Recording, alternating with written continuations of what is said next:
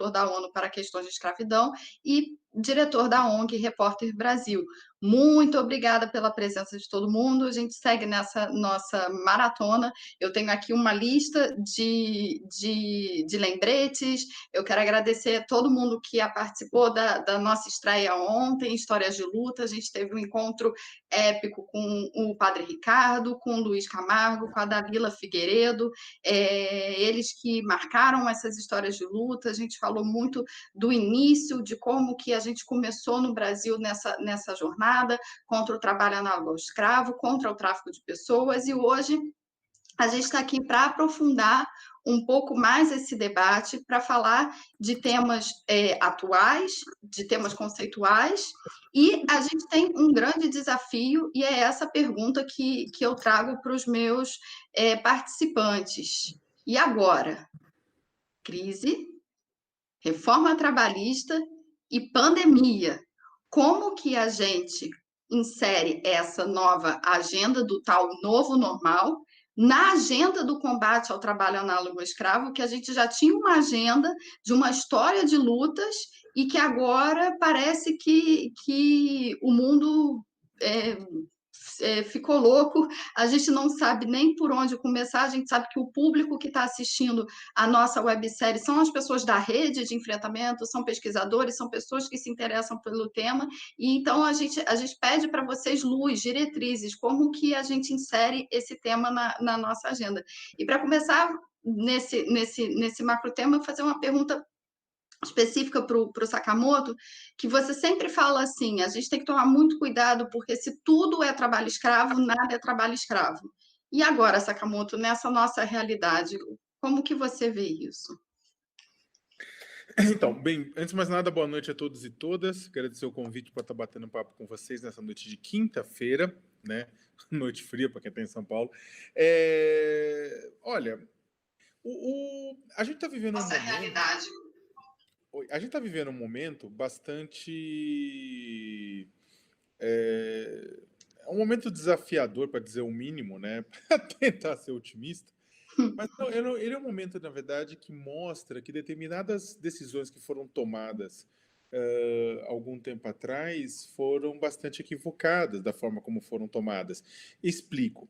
Ontem, não só em São Paulo, no Rio de Janeiro, mas em outras grandes capitais do Brasil, cidades médias também, houve protestos, houve uma paralisação por parte de motofretistas, né? Houve por parte de entregadores, por parte de por parte de entregador de motoristas, né, de motociclistas, de ciclistas, que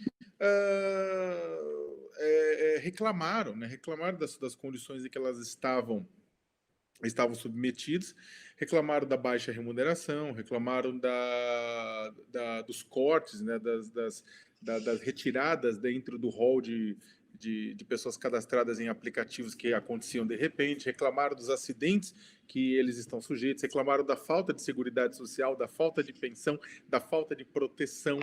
Perceba que eles não estão nem discutindo a questão de vínculo empregatício, estão discutindo a questão de direitos básicos, né? Ou seja, a questão de sobrevivência e remuneração. E eles pararam em grandes cidades, houve grandes manifestações, houve protestos, né? Que acabaram assustando muitas das plataformas de entrega. Por que eu coloco isso em meio à pandemia? E é interessantíssimo, eu estou desfiando no voo de lã, vocês vão entender onde eu estou querendo chegar. É interessantíssimo que essa categoria tenha feito isso, porque essa categoria está literalmente levando o Brasil nas costas durante a pandemia. É uma categoria sem direitos, levando o Brasil nas costas durante a pandemia, e são responsáveis, em grande parte, pela sobrevivência de uma outra camada da população que acaba que pode ficar em casa, porque tem alguém que vai entregar, que entregou suas compras, que entregou sua comida, que entregou seus documentos, e essas pessoas foram para o sacrifício devido à situação financeira deles não ser boa, enquanto o restante da sociedade ficou protegido numa espécie de arca de Noé pós-moderna. Então o que acontece é que aí você fala assim, poxa, mas o que tem a ver isso, né, com o que a gente está discutindo? Bem, em 2017, quando houve a discussão da reforma trabalhista, né, houve a discussão grande sobre a reforma trabalhista, foi uma discussão sobre sobre desregulamentação do trabalho. O grosso da reforma trabalhista, vamos ser sinceros, era uma questão de desregulamentação do trabalho, era uma questão de retirar entraves, né? Entraves ao crescimento econômico, né? E facilitando a geração de emprego, geração essa que depois nós vimos foi pífia com as mudanças, bem pelo contrário, você aumentou a precariedade, garantiu ganhos para determinados setores e os trabalhadores não viram exatamente um ganho. Só que o que acontece é que a grande justificativa, a grande argumentação era que ia aumentar emprego, gerar emprego, tudo isso mais, e houve uma busca de desregulamentação de proteções aos trabalhadores, não tô, de proteções aos trabalhadores. Só que aí que tem um ponto. Outro argumento muito usado para poder fazer a reforma trabalhista foi que ela ia adaptar a legislação brasileira à nova realidade tecnológica mundial, que o trabalho havia mudado, que a CLT da década de 40, como se não tivesse havido, a CLT houve milhares de mudanças desde 1940, né? Milhares de maneiras de dizer, mas houve muitas mudanças desde o texto original, né, da época de Vargas. Mas o que acontece é que todo mundo falou, não, vamos adaptar a legislação trabalhista à nova realidade, a realidade brasileira, a realidade do futuro. Pois bem, o que houve foi não fazer isso, porque se tivéssemos discutido em 2017, por exemplo, que era necessário adaptar a legislação brasileira à realidade do mundo, né, a nova realidade tecnológica, o trabalho mediado por aplicativos, a quarta revolução industrial, tudo isso mais, o que a gente teria? A gente teria criado, a gente teria previsto, a gente teria discutido profundamente proteções para essa categoria de trabalhadores que agora está indo para o sacrifício durante a pandemia de coronavírus. E não foi. E não foi. Mas foi criado aqui e ali que protege. Não, não protege. Não. As demandas deles estão colocadas de uma forma que não estão protegidas pela legislação e não estão sendo garantidas, por mais que o Ministério Público do Trabalho, mais que a Auditoria Fiscal do Trabalho, entre outros órgãos, Defensoria Pública, tenha agido para garantir direitos, só que acontece que você tem batido de frente com uma interpretação da lei por parte da Justiça e, inclusive, com uma interpretação de um texto que foi feito para o século, que realmente esses textos não prevêem os direitos desses trabalhadores de uma forma que eles pudessem serem efetivados. O que eu estou colocando é que é o seguinte, o Brasil, isso é paradigmático de toda a reforma trabalhista que aconteceu de uma maneira geral. O Brasil, sobre a justificativa de gerar empregos e adaptar o país ao futuro, o que a gente jogou foi jogar o país para o passado, na garantia de proteções, na garantia de direitos, na garantia da saúde e segurança dessas pessoas. O que aconteceu com eles é um microcosmo do que acontece com o país de uma maneira geral. A pandemia de coronavírus, de acordo com o novo relator das Nações Unidas para Formas Contemporâneas de Escravidão, ela tende a aumentar, o coronavírus ao redor do mundo tende a aumentar o número de pessoas escravizadas, porque aumenta o número de pessoas vulneráveis. Né? E essas pessoas vulneráveis, sem empregos, que topam trabalhar por pouco, que topam trabalhar por quase nada, em desespero, pela falta de ação por parte do Estado, pela falta de ação por parte do Estado de garantir condições materiais para essas pessoas, condições dignas. Então, o que acontece é que acho que dá para mostrar bem, através dessa história dos entregadores, né, os desafios que a gente vai enfrentar.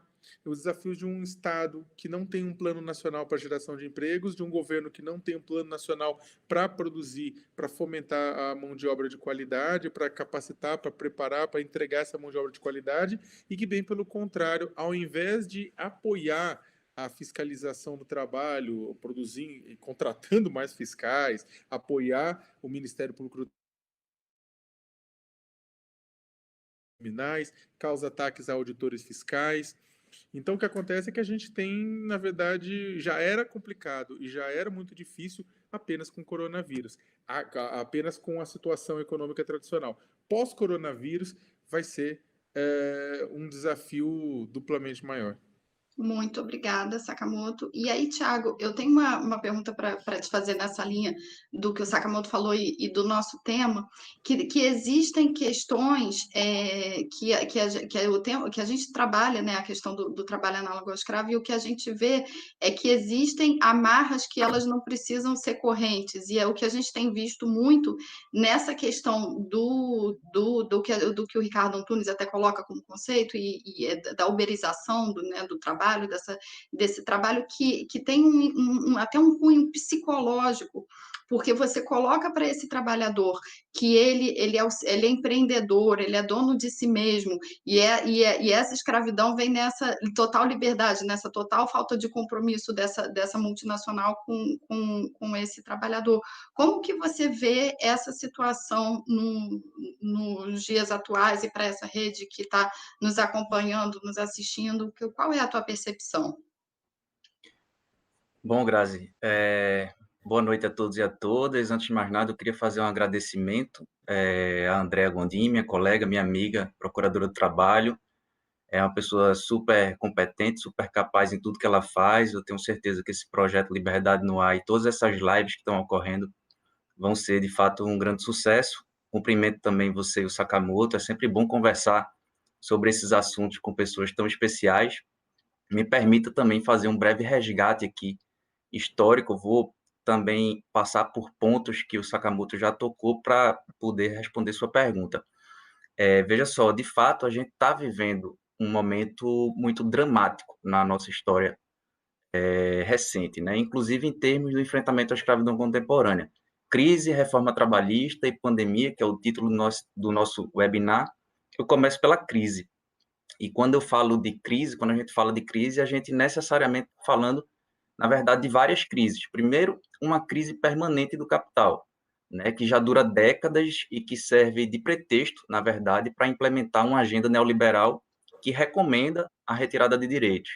É bem verdade que aqui no Brasil nós tivemos, por mais ou menos uma década, um governo que a gente pode chamar de social-democrata, né? Foi um governo que implementou algumas medidas neoliberais, como privatizações, como liberalização do mercado, altas taxas de juros, alta lucratividade das instituições financeiras, mas a gente não pode deixar de reconhecer que foi um governo que, até certo ponto, preservou um patamar mínimo de direitos já alcançados, né, pela classe trabalhadora.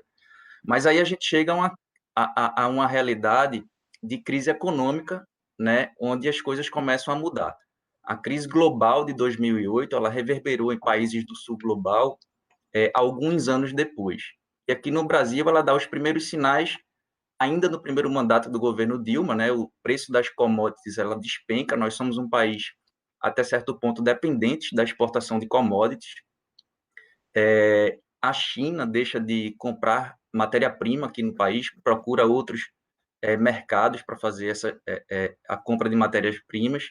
E esse cenário internacional, junto com outros fatores internos, é bem verdade, faz o crescimento econômico despencar. Surgem as manifestações de 2013, eleições acirradas em 2014. Em paralelo a esse cenário, surgem muitas denúncias de corrupção, fomentadas sobretudo pela Operação Lava Jato, e tudo isso faz surgir uma crise política. A base governista do parlamento se dissolve, a oposição cresce, implementa aí pautas bombas, né, na Câmara e no Senado Federal, que são capazes de intensificar a crise econômica e fazer surgir também uma crise democrática, que dura até os dias atuais, obviamente com muito mais intensidade, mas que, na verdade, surgiu desde a abertura do processo de impeachment que resultou no golpe parlamentar de 2016. A partir do golpe e da escalada da direita ao poder, vêm as reformas trabalhistas. E aí são várias reformas trabalhistas, né? Eu até acho que o título desse painel ele ficaria mais adequado como crises, no plural, reformas trabalhistas, no plural, e pandemia.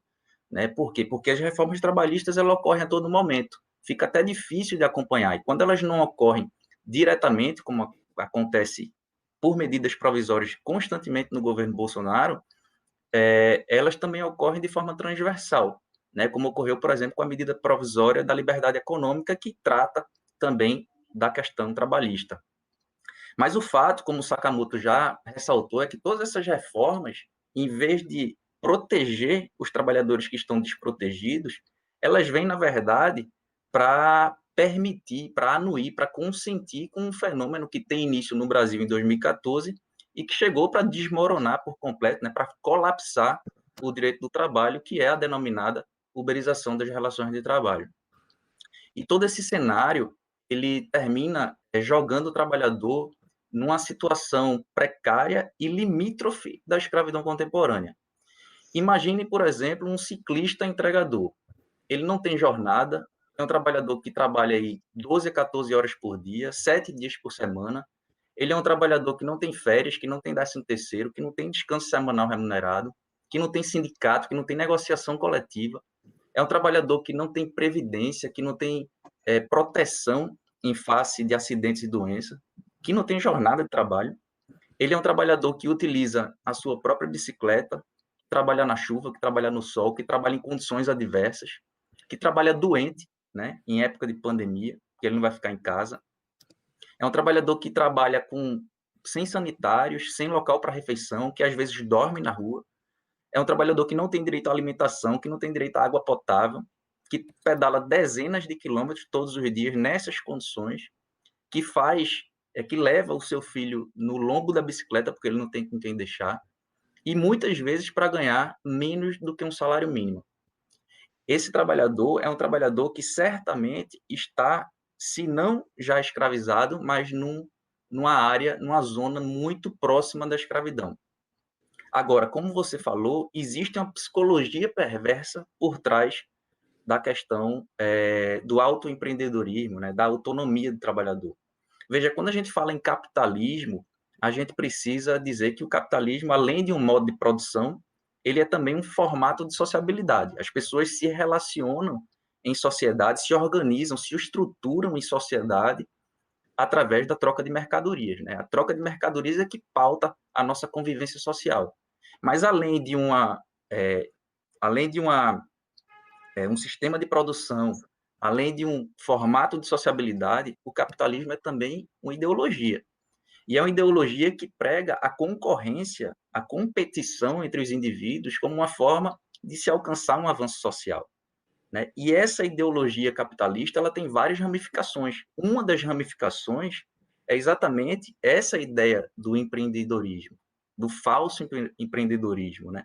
E essa ideia é capaz de criar uma psicologia perversa que faz com que aquele trabalhador não se sinta trabalhador. Isso traz consequências terríveis, como a fragmentação de sindicatos, como a ausência de um sentimento de classe desse trabalhador e, obviamente, também o fato de ele se sentir um empregado de si mesmo, um empreendedor, alguém com uma verdadeira autonomia que não dispõe, na verdade, de uma autonomia verdadeira, né? Mas eu acho que a pandemia ela veio para piorar o cenário de todos os entregadores uberizados, mas ela vem também para escancarar essa realidade e fazer com que a gente, enfim, passe a tomar medidas efetivas em face dessa destruição de direitos, dessa agenda neoliberal que é implementada em âmbito global e de forma bastante primitiva no Brasil. Muito obrigada, Tiago. Eu quero agradecer todo mundo que está aqui acompanhando a nossa live. A gente já está com mais de 200 pessoas aqui inscritas e comentando, gente do Brasil todo, gente das Coetrais, Coetrai do Maranhão, Coetrai do Rio. A gente tem pessoas de universidades, de todo o país aqui prestigiando a nossa live, falando do quanto que esse tema é importante para os dias de hoje, do quanto que admiram vocês e do quanto que é importante para a gente olhar para essa questão e debater.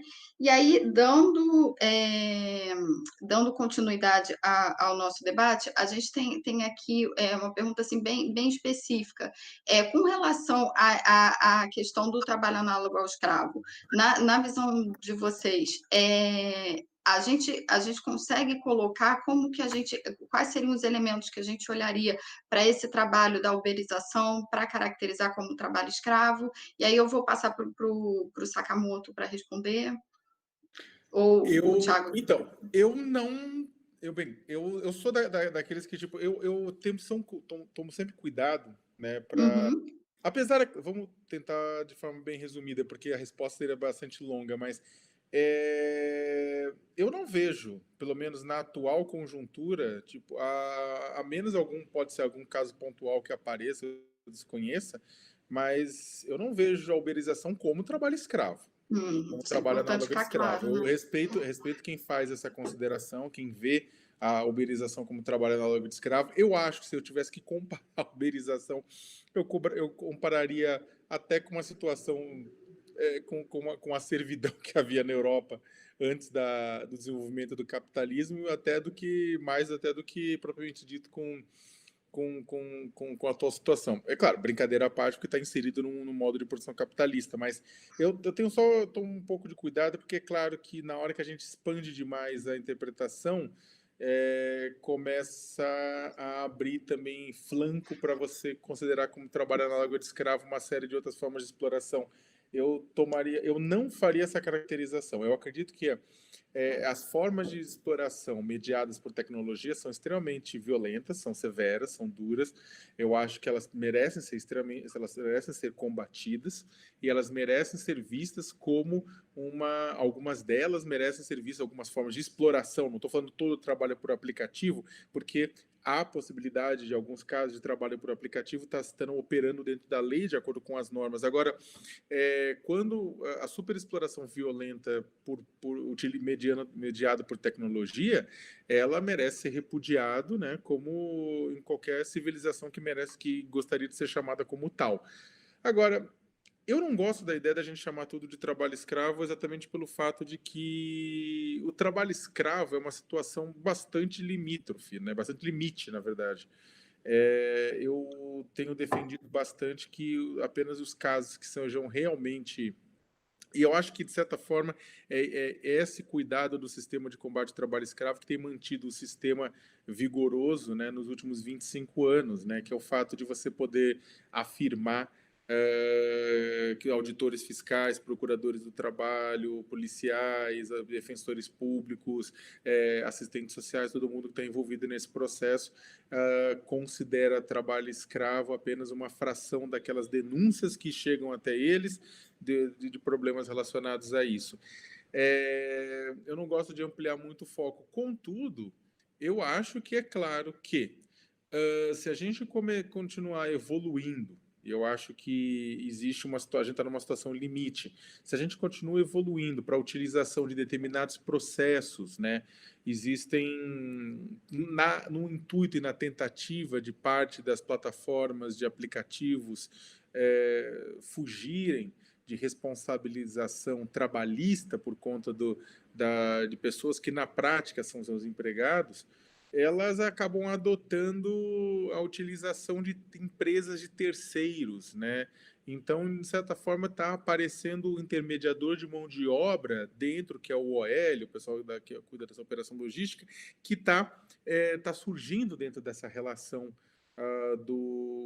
entre o empregador e a plataforma, né? Essa pessoa interposta naquele momento acaba regimentando todos aqueles chamados, não nega nenhum chamado, todo chamado é colocado, então eles acabam sendo bem ranqueados. A partir do momento que, inclusive, aí começa a ser complicado, porque a partir do momento que você começa a utilizar essa figura intermediando sabe, fugindo dessa responsabilidade, uma figura que não tem condição nenhuma de manter uma relação trabalhista dentro da lei, é claro que você acaba avançando para determinados modelos que são consagrados, inclusive, no trabalho escravo, né? A utilização desse contratador de mão de obra, desse gato, tudo isso mais. E aí você começa a ter um problema. A gente sempre fala na questão do trabalho escravo que se a pobreza, né, e a impunidade são dois dos pais da escravidão, a terceirização, né, a terceirização translocada, ela é a babá, né, ou o babá, né, tipo a pessoa que está cuidando, porque tipo, essa terceirização translocada ela acaba permitindo determinadas coisas que a gente que são inaceitáveis, né? É claro que a relação que já se estabelece entre os entregadores e o empregador justiça muito que trava, tem episódios, de vezes a justiça identifica o vínculo empregatício, às vezes a justiça fala que não havia vínculo empregatício, que há uma disputa, e não só no Brasil, mas em todo o mundo, né? Agora, a partir do momento que você já coloca no meio da questão um intermediário que pode, na verdade, ser responsável por outros tipos de violência e outros tipos de degradação dessa relação trabalhista, você está abrindo as portas para que sim, você comece a criar, você comece a enfiar a questão do trabalho por aplicativo dentro de outras modalidades de exploração, né?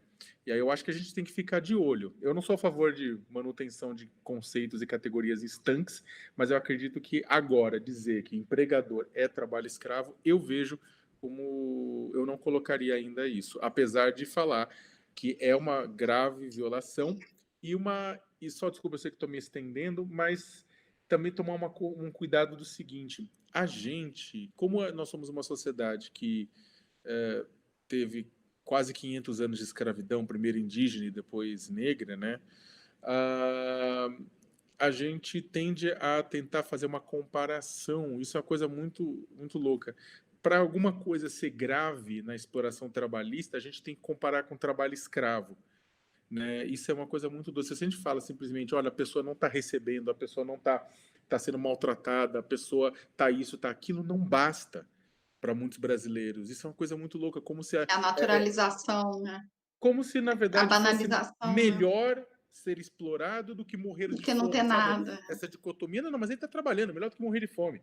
Aí a forma que muita gente encontra para dizer que alguma coisa é grave é falar que aquilo é trabalho escravo, ou comparar com trabalho escravo. Por quê? Porque trabalho escravo todo mundo introjeta como uma coisa ruim, porque está na nossa formação e é algo que a gente luta, né, desde a existência. Não precisamos comparar isso com o trabalho escravo para saber que isso é muito ruim ou tão ruim quanto, né? Existem coisas tão ruins quanto. Desculpa, Perfeito, eu me estendi, Sakamoto. perdão. Nada, não, Estendi mas a gente está demais, mas a gente que tá aí aqui começa a reflexão, para aquelas te ouvir, coisas. para refletir, Mas e a gente depois, olha, está aqui para essa troca mesmo. Só queria ouvir do Tiago o que você, qual é a tua opinião a respeito desse cuidado que a gente tem que ter, né? Porque se tudo é trabalho escravo, nada é trabalho escravo, e a gente acaba vivendo essa dicotomia, porque ou é isso ou é aquilo, ou é morrer de fome, ou é ter um trabalho que não é digno, né? E como que você vê isso, Thiago?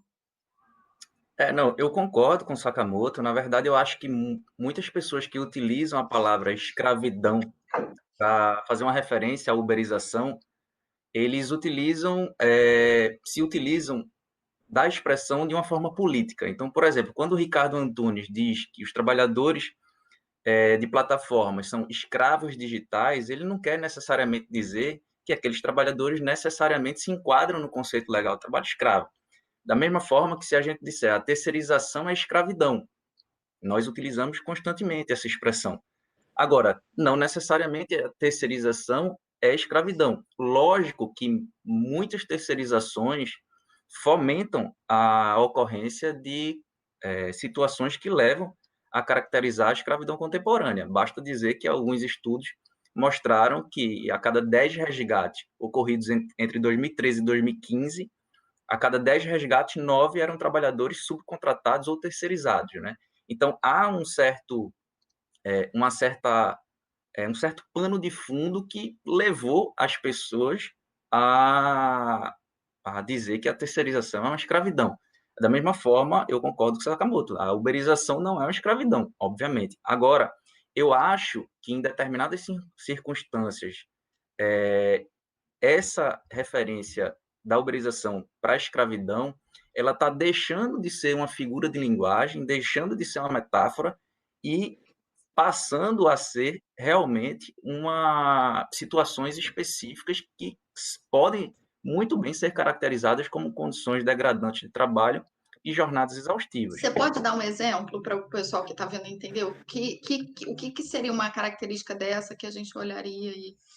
Não, veja, é difícil você caracterizar a escravidão em abstrato. Eu posso trazer um pouco do conceito legal e, a partir daí, desenvolver a partir de alguns casos que a gente tem notícia e que podem ser enquadrados como trabalho escravo, mas não de forma abstrata. Temos que analisar o caso concreto. Quando a gente fala de condições degradantes de trabalho, a gente está falando daquela condição muito aviltante, a própria dignidade do trabalhador. O trabalhador ele não é tratado como um ser humano, ele não é tratado como uma pessoa, mas como um animal, como um bicho, como uma coisa facilmente apropriável por outra pessoa, né? Então, é a falta de água potável, o padrão alimentar negativo, é não ter local para dormir, é dormir com boi, com porco. Isso são condições degradantes de trabalho. As jornadas exaustivas, por sua vez, não são necessariamente apenas jornadas prolongadas. As jornadas prolongadas, elas podem ser lícitas ou ilícitas. A jornada prolongada lícita é aquela autorizada pela lei, são as horas extras que podem ocorrer até 2 diárias. E a jornada prolongada ilícita são aquelas jornadas que extrapolam esse limite legal diário autorizado pela CLT. Mas as jornadas exaustivas, elas devem levar em consideração também o ritmo, a frequência, a natureza do trabalho, o desgaste, até mesmo o perfil fisiológico do trabalhador. É diferente, por exemplo, um homem jovem cortando cana do que uma senhora idosa cortando cana. Uma mulher idosa cortando cana, obviamente, vai estar muito mais vulnerável à exaustão do que um homem jovem cortando cana.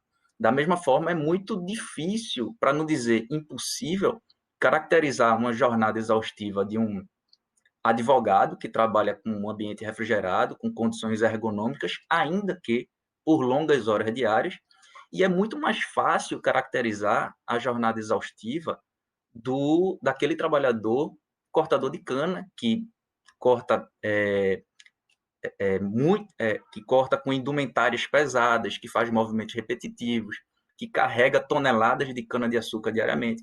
Enfim, eu vejo que em determinadas circunstâncias esse trabalhador uberizado, esse entregador uberizado que pedala dezenas de quilômetros diariamente, sem acesso ao sanitário, sem acesso a local para descanso, que dorme na rua, que espera as suas demandas na rua, que se desgasta e não tem direito à alimentação adequada, água mineral, que não tem nenhum direito trabalhista e que chega ao final do mês e não tem direito a um salário mínimo, em algumas circunstâncias é possível, penso eu, que a gente possa caracterizar isso como trabalho escravo. Agora, eu acho, sinceramente, que os órgãos públicos, o Ministério Público do Trabalho, e, sobretudo, a Auditoria do Trabalho, e, sobretudo, a Justiça do Trabalho, esses órgãos, eles não estão preparados para um resgate de um trabalhador uberizado no momento atual. Primeiro porque eu não sei se nós teríamos adesão das próprias instituições que não estão, acredito eu, preparadas do ponto de vista do reconhecimento dessa situação como a escravidão contemporânea, e, sobretudo, também dos próprios entregadores, que aquela psicologia perversa da autonomia, do empreendedorismo, não os fazem acreditar que, de fato, ele está naquela situação absolutamente aviltante e precisa ser resgatado. Agora, repito, não é algo que deve ser analisado em abstrato. Nós precisamos nos debruçar sobre os casos e, a partir daí, tomar uma decisão.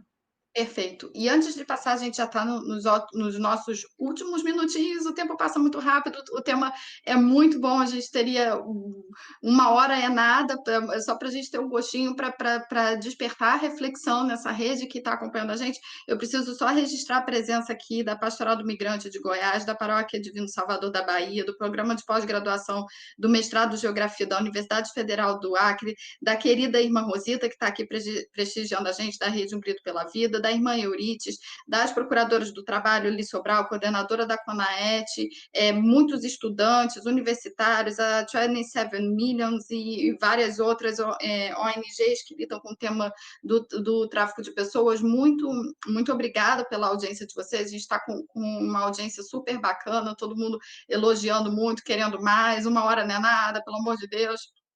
A gente tem muito o que conversar desse tema. Tomara que a pandemia passe logo para a gente poder fazer mais eventos como esse presencial, mas como não tem, a gente tem que adaptar a realidade que a gente tem. E aí, agora, nos últimos 20 minutos, porque eu sempre penso dessa forma e sempre acompanhei o trabalho do Sakamoto enquanto sociedade civil, também sempre da mesma forma que eu falei do quanto que o Padre Ricardo, a Dalila, o Luiz influenciaram o trabalho, são exemplos. A postura do Sakamoto enquanto organização da sociedade civil também sempre foi uma coisa que sempre me inspirou muito, porque sempre fez uma crítica, sempre foi muito crítico ao que precisa ser crítico, mas também sempre foi muito propositivo, né? Veio muito da influência da Repórter Brasil, do Sakamoto, toda a estrutura que o Brasil hoje tinha, sei lá, de combate ao trabalho escravo, como a lista da transparência, como toda a culpabilização da cadeia produtiva, isso tudo sempre foi muito pensado de forma positiva. E eu acho que a gente tem que também sempre ter essa visão. A gente consegue fazer um diagnóstico, o problema está aqui, e as proposições. Só que nesse cenário de pandemia e caos, é quase uma pegadinha fazer essa pergunta para vocês, mas mesmo assim eu acho que a gente tem que ter esse olhar. E aí? O que vocês falariam pensando nessa rede? Então, entenda como rede a questão expandida. A gente tem aqui todo mundo que trabalha tanto na assistência direta de trabalhadores resgatados, quanto em quem está pensando legislação, quanto sociedade civil que atua nesse advocacy. E aí? O que a gente faz para garantir que o trabalho escravo não deixe de ser a exceção para se tornar a regra? A gente tem 20 minutos, eu vou dividir 5 para cada um e a despedida. E aí?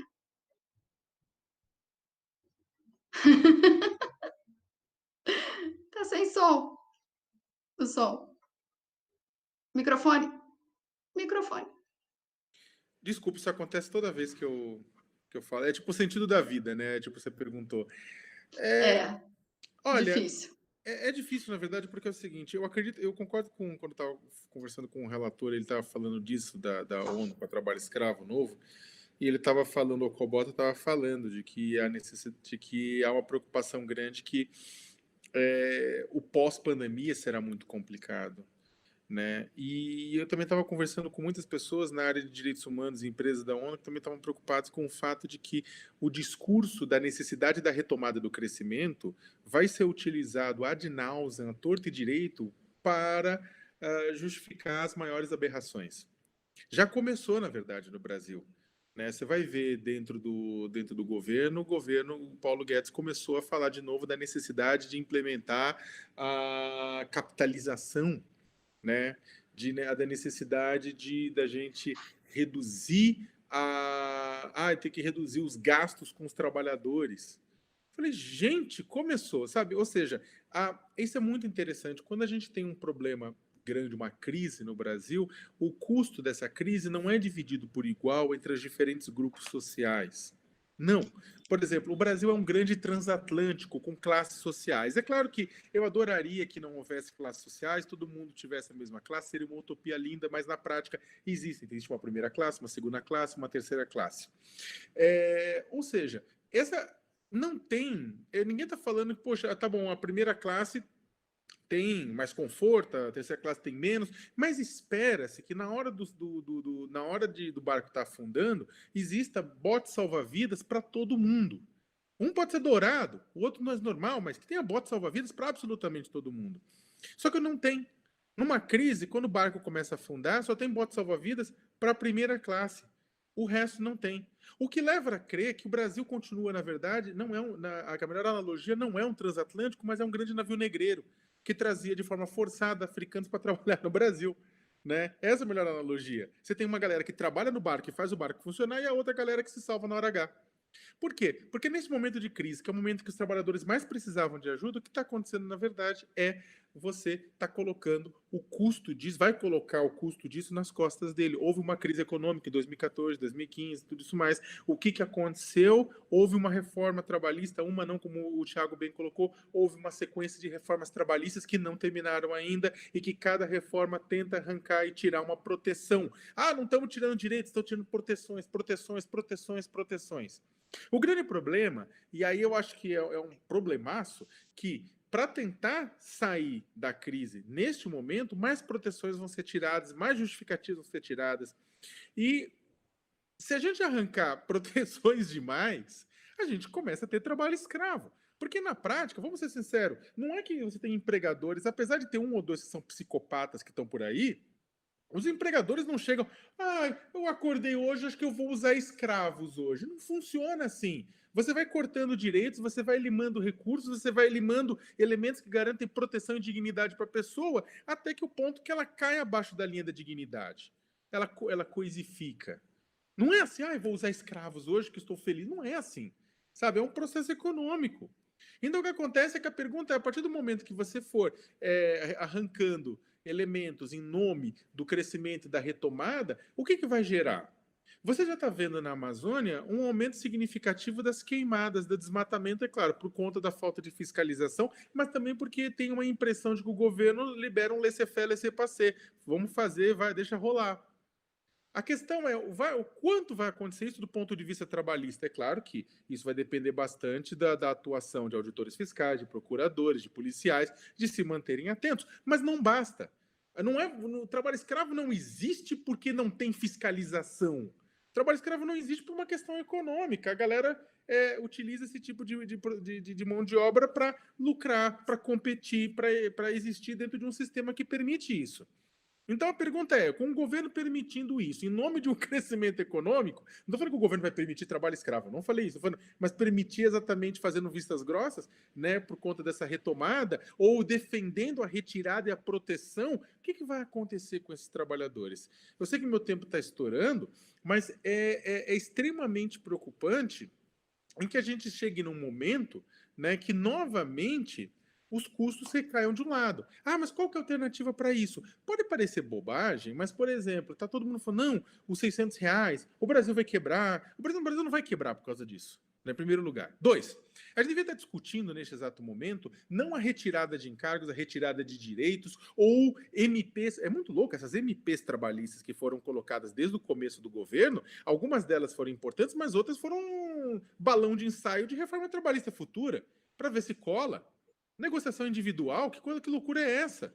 Sabe? Para algumas coisas muito doidas. Agora, o fato é que, ao invés a gente não está discutindo coisas como taxação de dividendos, como taxação de super rico. Super rico! Galera que está me ouvindo, você que tem uma defesa de 24 vezes, você não é super rico. Acorda para a vida. Você é pobre! Você é pobre! Você não é super rico. Estamos falando de super rico. Pessoa que não precisa se preocupar nunca mais com dinheiro na vida. Esse pessoal é subtaxado no Brasil. Precisa ser devidamente taxado.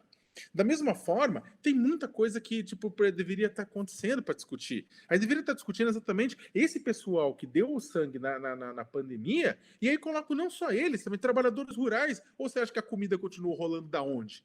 Esse pessoal tudo deveria ter uma série de proteções que a gente deveria estar discutindo para garantir essas proteções pós-pandemia. Porque a gente percebeu que, gente, não sei se o pessoal percebeu, do nada, 65 milhões estão recebendo um auxílio. Significa que 65 milhões de pessoas são desprotegidas no Brasil. Gente, olha o tamanho do problema. A gente devia estar pensando o que fazer para depois da pandemia, na hora que vem esse diagnóstico gigante, 65 milhões de pessoas na merda, ou seja, precisamos garantir proteções. O que a gente está pensando? Vamos tirar a proteção do trabalhador, vamos tirar encargo daqui, vamos tirar encargo dali, vamos pensar de onde vem, vamos flexibilizar determinadas coisas, a fiscalização aqui e ali. Por favor, eu acho que esse é o ponto, e até a batata que eu passo para o Thiago agora, porque o que a gente devia estar discutindo é não o que a classe trabalhadora poderia entregar neste momento, mas como garantir justiça tributária, como garantir divisão de recursos, como garantir redução da desigualdade a partir da pandemia. Perfeito. Tiago, a gente não Já combinou. Eu queria te perguntar, você pode passar um pouquinho do tempo, porque ainda está bombando, tem mais de 200 pessoas aqui fazendo pergunta. O Sakamoto ele tem que realmente encerrar às 8 horas da noite, porque ele tem eu outra posso ficar live, uns mas minutos a mais, mas você pode ficar também? alguns Então, a gente minutinhos eu posso. pode ir então até 8h15, vamos? Oito Tá e bom? 10 8 sem e problema 10. com isso. Então, perfeito. Ganhamos 10 minutinhos, hein, gente? Olha, estava todo mundo falando que é muito pouco, que tem muita pergunta. A gente tem até falando, o Sakamoto não vai vir em outra, pelo amor de Deus, fala para eles comentarem sobre migração, mas vamos passar para o Tiago. Então, aí a gente volta na segunda. Você fala um pouco dessa correlação trabalho escravo e migração e a gente encerra. Tiago.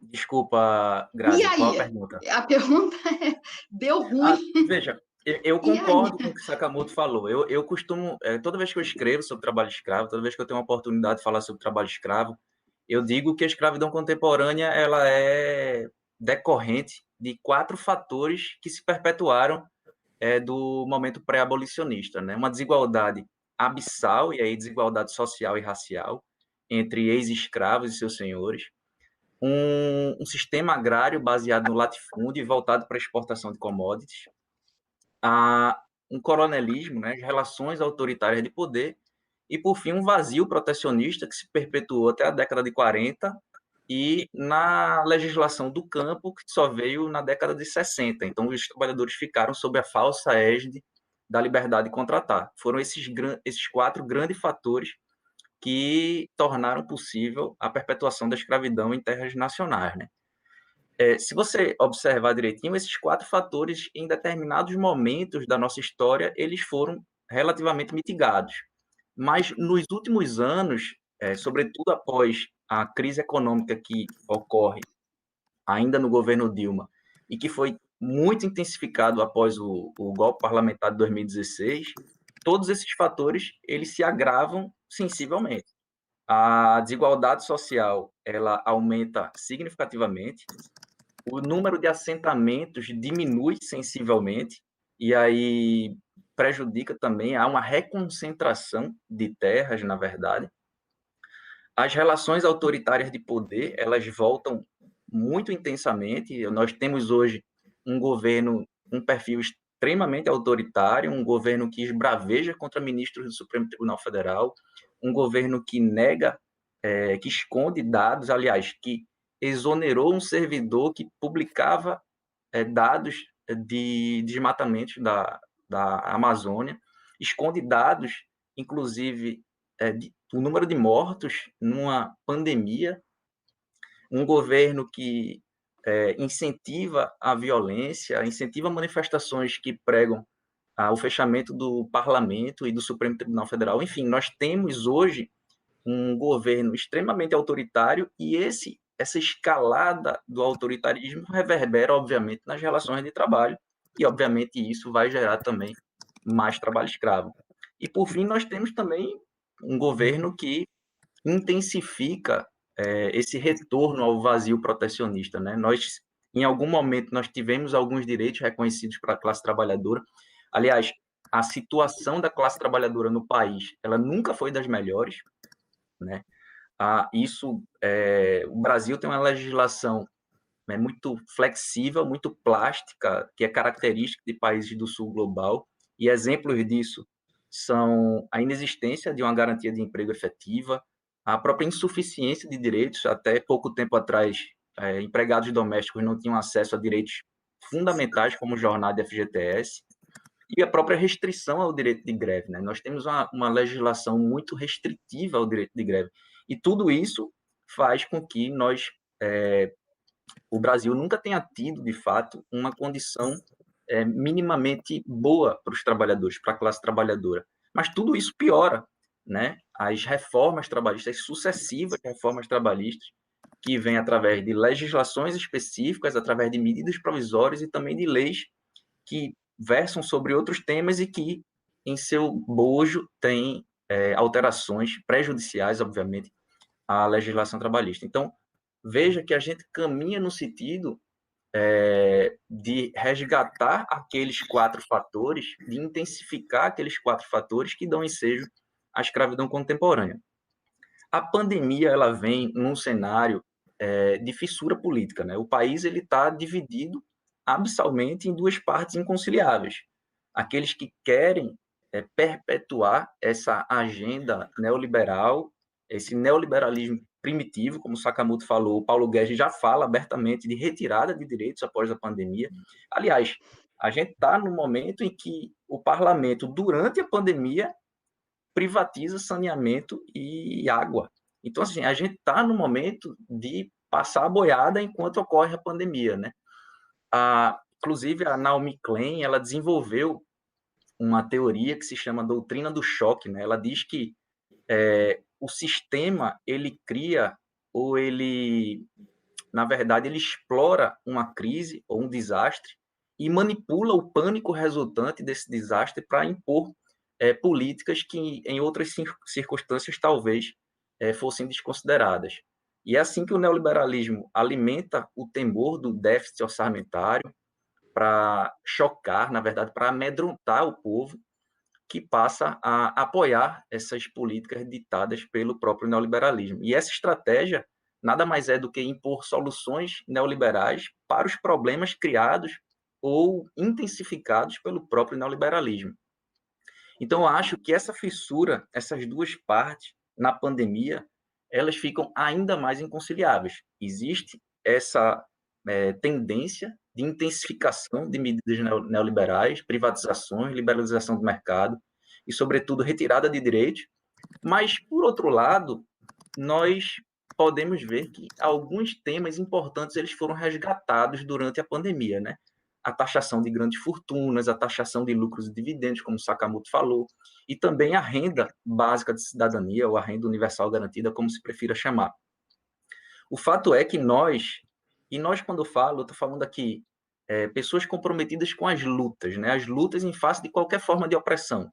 A luta ambientalista, a luta indígena, a luta antirracista, a luta anti-homofóbica, a luta feminista, a luta nossa aqui, desse grupo que é em face da escravidão contemporânea e para a garantia de direitos, eu acho que todas essas lutas elas têm que encampar essas pautas mais importantes, que talvez sejam pautas que sempre estiveram de forma transversal em cada uma dessas lutas, mas trazer essas pautas para a agenda principal desses movimentos.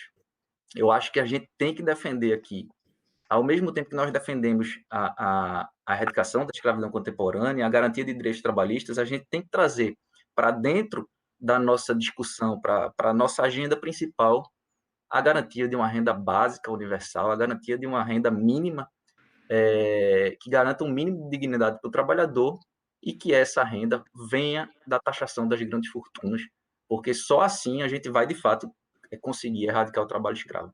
E aí, repetindo o que o Sakamoto falou, é grande fortuna. O seu dinheiro não é uma grande fortuna, você é pobre. Ele está falando de grande fortuna. Muito obrigada, Tiago. A gente está aqui nos nossos minutinhos finais e a pedido do público, o público falou, não vai embora, não acaba, a gente tem muito o que debater. O tema está muito bom, a gente está com mais de 200 pessoas logadas, comentando, então a gente já teve mais de 1.000 acessos. Para finalizar, o pedido do público. E aí, antes, eu preciso mandar um super beijo para a Noeli, da Organização Internacional das Migrações, que está lá em Roraima, na linha de frente de proteção para os migrantes e refugiados da Venezuela, trabalhando na operação de apoio à Operação Acolhida. A gente tem muitas pessoas da rede de apoio mesmo aos mais vulneráveis que estão nos assistindo, que têm em vocês símbolos de resistência, símbolos de luta, então, muito, muito obrigada. E aí, com relação à população migrante e refugiada, porque a gente está numa situação muito difícil para quem é brasileiro, para quem está próximo da sua rede de proteção social, sua família, seus amigos, e quando a gente coloca essa crise, como o Tiago falou, não é uma crise, são crises, não é uma reforma, são reformas, e a pandemia espero que seja uma só, esse contexto com a população migrante e refugiada, que a gente sabe que tem todas as suas peculiaridades e vulnerabilidades. Para mim, para ele, para nós? Para você. Para mim? Para os dois, para você. Puxa, primeiro, parabéns para quem está na base nesse exato momento, trabalhando, dando sangue para os nossos irmãos e irmãs migrantes, né? E olha, as pessoas dizem que a pandemia, muita gente é otimista, fala, não, o mundo vai sair um lugar melhor da pandemia. Eu não sei se é porque é por causa do meu pessimismo atávico, né? Mas o meu pessimismo atávico, na verdade, ele tem se mostrado bastante realista desde 2014, né? Então, você canta a bola, ela acontece. E eu não acho que não vai sair, o mundo vai sair um lugar melhor da pandemia, definitivamente não. Eu acho que determinadas atitudes vão ser reconhecidas e a gente vai lutar para que determinadas atitudes sejam lembradas, como aquelas pessoas que estão nesse exato momento atendendo os migrantes, como aquelas pessoas que atendem os migrantes nas fronteiras do país ou atendem os migrantes em locais, como aqui em São Paulo, né, em outros locais, que se dedicam e colocam em risco, muitas vezes, o que tem em nome da qualidade de vida, da dignidade de terceiros. É claro que a gente vai louvar essas histórias, vamos lembrar dessas histórias, porque a certeza que essas histórias, nessas histórias, né, é que é um motor para que outras pessoas se comprometam na mesma luta. Agora, é ao mesmo tempo muito triste, ao mesmo tempo muito... A gente vê toda a reação e toda a xenofobia que a gente viu no Brasil desde o início da pandemia. Eu sou descendente oriental, meus avós são japoneses, até porque o Sakamoto não é artístico, né, sobrenome, mas eles... E a quantidade de amigos chineses, coreanos, japoneses, que enfrentaram preconceito, principalmente chineses, desde o início da pandemia no Brasil, é lamentável, né? É extremamente lamentável. Ou seja, pessoas que vieram para o Brasil... Você migra por dois motivos, ou por desalento ou por esperança, né? Independentemente da razão que você está migrando, por desalento ou por esperança, você tá indo para outro lugar, vulnerável, tentando estabelecer uma vida melhor e aceitando trabalhando muitas vezes mais do que as pessoas que já moram naquele lugar, porque você tem que provar alguma coisa para elas, provar para si mesmo, provar para o governo de terceiros de que você é uma pessoa que está lá para poder garantir uma vida boa, né, para si e para o lugar que adotou. E apesar de todas essas dificuldades e todos esses entraves, essas pessoas ainda foram obrigadas, desde o início da pandemia, a passar por coisas inomináveis, né? Isso, na verdade, não apenas de pessoas que xingam as outras nas ruas, mas pelo ex-ministro tapado da educação que a gente teve, né? Que, basicamente, com suas palavras, promoveu o racismo contra os chineses. Mas não foi só ele. Seria fácil dizer que o Weintraub, o racismo contra chineses ou contra estrangeiros por conta do Covid-19 eram apenas deles. Também sofreram preconceito, sofreram bolivianos, peruanos, paraguaios, sofreram africanos, sofreram migrantes em geral. Mas os asiáticos, é claro, sofreram mais, mas muita gente sofreu por conta da pandemia, pelas mais diferentes razões. Você trabalha em oficina de costura, você é um boliviano, você trabalha em oficina de costura, sendo que essa relação não existe obrigatoriamente. Então você estava lá, você estava pegando doença, aconteceu de tudo. Eu ouvi as coisas mais bizarras. Não, venezuelanos que estão por aqui, que merecem, sai fora, expulsam, que estão com Covid. Então, eu acho que é o seguinte, por que eu digo que a gente não vai sair melhor? Porque no momento em que foi a nossa hora mais escura, e que, é claro, teve histórias muito lindas, teve histórias muito belas, teve histórias de superação e de ajuda coletiva, mas também teve muita história que deveria nos envergonhar, né? O que mostra uma coisa que é muito importante. A gente construiu vários mitos. Existe o mito da democracia racial, que é risível, né? A gente, na verdade, não existe o mito da democracia racial e a realidade do racismo estrutural no Brasil, né? Agora, existe um mito também de que o Brasil é um país extremamente acolhedor, né, de que São Paulo, que é a cidade que eu nasci, da qual eu me orgulho, né, da cidade que eu inclusive nasci, depois escolhi para continuar vivendo, que eu me orgulho, é uma cidade democrática e acolhedora. Sabe, São Paulo, ela tem o seu viés acolhedor, mas ao mesmo tempo é uma cidade que recebe de forma muito violenta quem é pobre, quem é preto, quem é nordestino. Sempre foi assim. Ah, mas eu venci em São Paulo. Sim, parabéns e parabéns duplo, porque você venceu apesar de São Paulo, né? E muitas vezes você venceu apesar do Brasil. Então, eu acho que se tem uma lição que a gente teria que tirar desse processo todo que aconteceu, é o seguinte: olhar para dentro da gente mesmo, né? Eu acho que como cidadãos, olhar para dentro da gente mesmo, perceber que na hora que a gente sentiu medo, o que a gente fez? A gente abraçou outras pessoas, porque a gente sabe que a gente está no mesmo barco, que ninguém vai se salvar sozinho, é uma pandemia, ninguém pode se isolar para sempre, né? A gente vai fazer essa reflexão, a gente foi uma pessoa legal, a gente ajudou a sociedade a sair do buraco, ou a gente foi extremamente egoísta em nome da própria sobrevivência? Eu entendo o medo de cada um, mas repito, a gente não vai sair sozinho dessa. Vou ficar sozinho na minha casa, assim, porque eu vou me proteger e tudo mais. Eu entendo, mas você está pegando e ligando para um motoboy ou uma motogirl para pedir comida, que ela está colocando em risco a vida dela, em seu nome. Né? E essa pessoa muitas vezes é um migrante, né? Então eu gostaria muito que a gente saísse da pandemia com a ideia de que fronteiras serão uma coisa cada vez menos importante, mas o que está parecendo é que bem pelo contrário, as fronteiras vão se tornar cada vez mais importantes nesse processo. As pessoas, sabe, determinadas identidades, determinados preconceitos vão se colocar muito por culpa de governos internacionais que acabam culpando determinados grupos, determinados povos pela pandemia.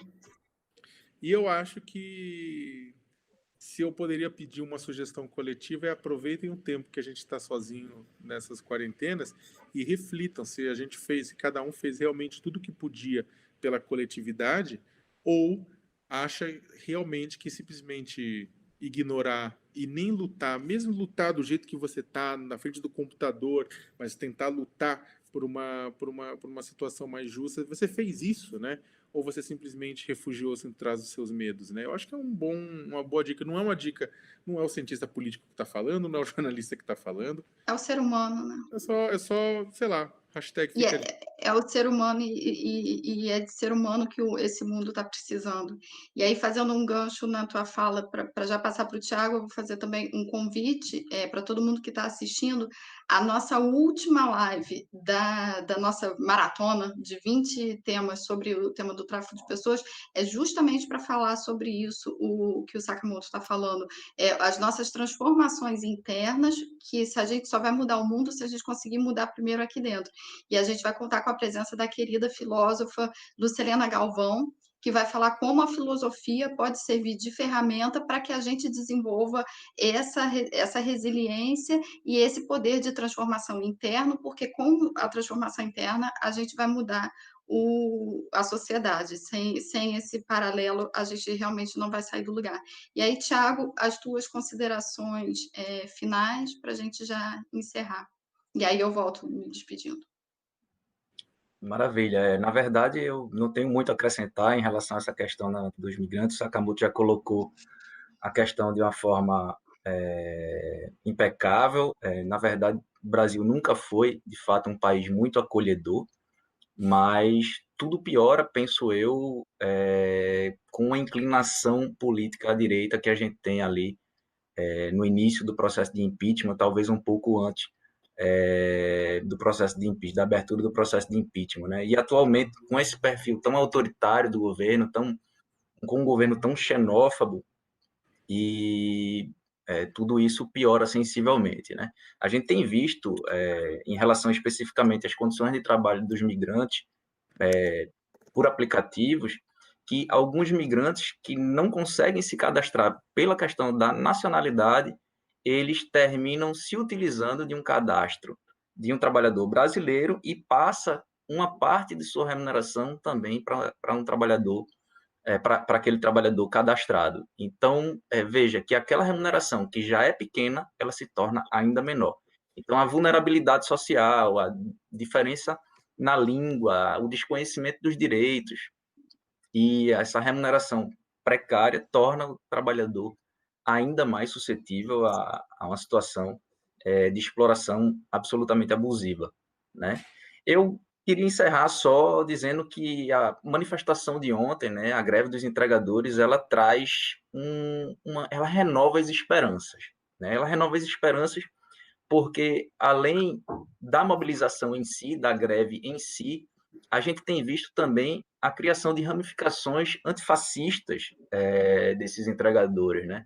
Ou seja, é trazer um pouco o cunho político também para dentro da greve. Ou seja, a greve não seria apenas uma reivindicação meramente remuneratória, mas ela está se transformando numa reivindicação que traz um pouco mais da origem da greve, né? Uma greve que contestava o próprio sistema. E hoje a gente tem visto isso, um trabalhador com um pouco mais de sentimento de classe, um trabalhador que deflagra uma greve se reconhecendo como um trabalhador, se reconhecendo como uma pessoa explorada, se reconhecendo como uma pessoa que está sendo usado pelo sistema, né? E esses movimentos antifascistas que contestam o momento político atual, que se autodeclaram movimentos de esquerda, eu acho que isso traz uma renovação de esperanças. Eu espero ver novas paralisações, novos movimentos, novas manifestações, e que essas manifestações possam, quem sabe, avançar para contemplar aquelas pautas verdadeiramente emancipatórias, como eu falei, ou pelo menos humanistas, como é a questão da renda básica e da taxação de lucros e dividendos e grandes fortunas. Eu acho que a gente pode caminhar nesse sentido. Ou seja, unimos.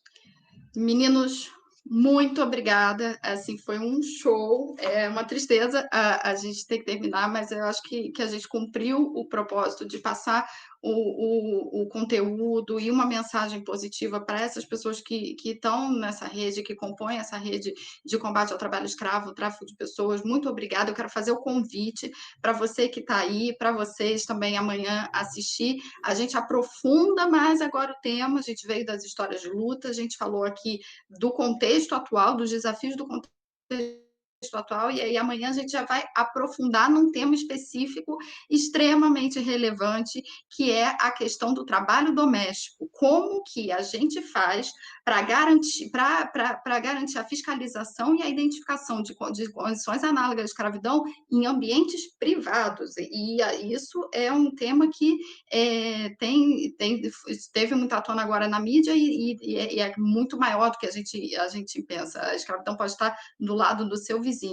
E quem vai estar aqui no meu lugar é a querida Cristiane Balqueiro, que é uma das organizadoras desse projeto, é uma das gestoras do projeto Liberdade no Ar, ela que vai estar fazendo essa mediação. E para o debate a gente vai ter a Lívia Ferreira, que é uma auditora fiscal do trabalho de São Paulo, e uma sindicalista, que é a Diana Solis, do Sindicato de Empregados e Empregadas Domésticos, também do município de São Paulo. Então, elas vão estar, eu vou estar nos bastidores, coordenando o chat com vocês e coordenando todo por trás, e elas vão estar aqui. Não percam, divulguem, falem para os amigos. A gente vai resolver a questão do certificado, a gente também está aprendendo a lidar com esse novo normal, mas vai ter certificado para todo mundo. Avisa a galera, vai ter certificado, tem que se inscrever todos os dias, porque senão a gente não consegue controlar, mas sim, todo dia vai ter que fazer uma inscrição, são 20 lives, mas vai ter certificado. Avisa para os amigos, avisa para todo mundo e siga com a gente, faz a pipoca, vamos maratonar, são 20 temas durante todo o mês de julho para a gente entender essa questão do tráfico de pessoas. Muito obrigada.